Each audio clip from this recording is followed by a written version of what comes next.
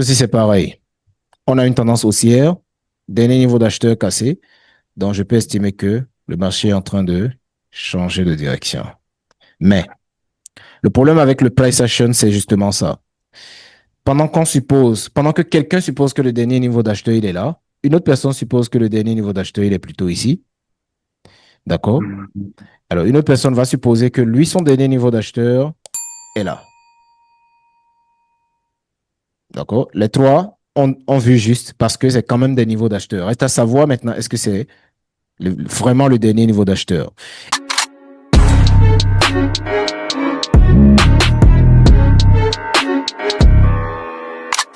Lorsqu'on voit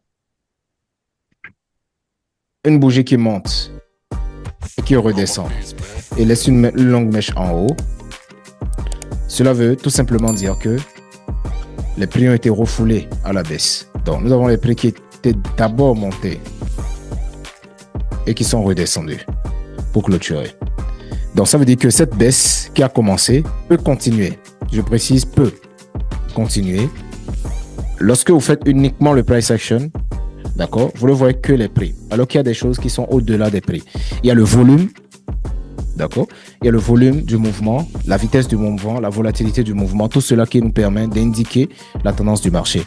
C'est pourquoi on va appuyer le price action par une. Donc, voilà un peu pour ce qui est de la tendance future. Donc, quand je veux voir la tendance future, j'attends juste la cassure d'un dernier niveau d'acheteur. Et une fois que le dernier niveau d'acheteur se fait casser, j'estime que le marché va en baisse. Si je veux confirmer une hausse, je marque le dernier niveau de vendeur. Et si le marché retourne à la hausse, eh ben, tout ce qu'on verra, tout ce qu'on attendra, c'est un changement de tendance à la hausse. Donc, ce qui veut dire qu'avant même que la hausse n'ait lieu, j'ai déjà confirmé qu'elle aura lieu.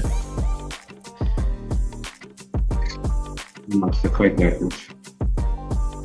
Alors, la deuxième des choses, il faut comprendre la formation des bougies. Généralement, les bougies se forment en 3 étapes. Je pense que ceux qui ont pris la formation Boom et Crash ont une idée sur ça. Nous avons une première phase d'initiation, d'accord, et la phase d'engagement et le retracement du soir, donc ce qui va créer un marché incertain en fin de journée.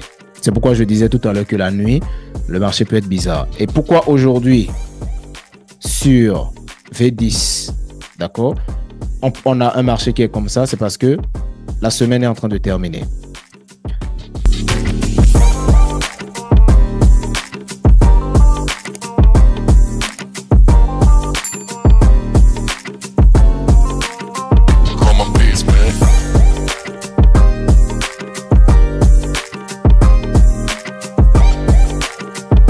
J'attends qu'il y ait d'abord le changement de tendance en H1 avant de commencer à prendre la position. Donc, au cas où, par exemple, la bougie D1 démarre avec un faux mouvement puissant, j'attends que ce faux mouvement se termine par la cassure ou le changement de tendance sur le petit time frame avant de commencer à suivre la phase d'engagement sur le petit time frame.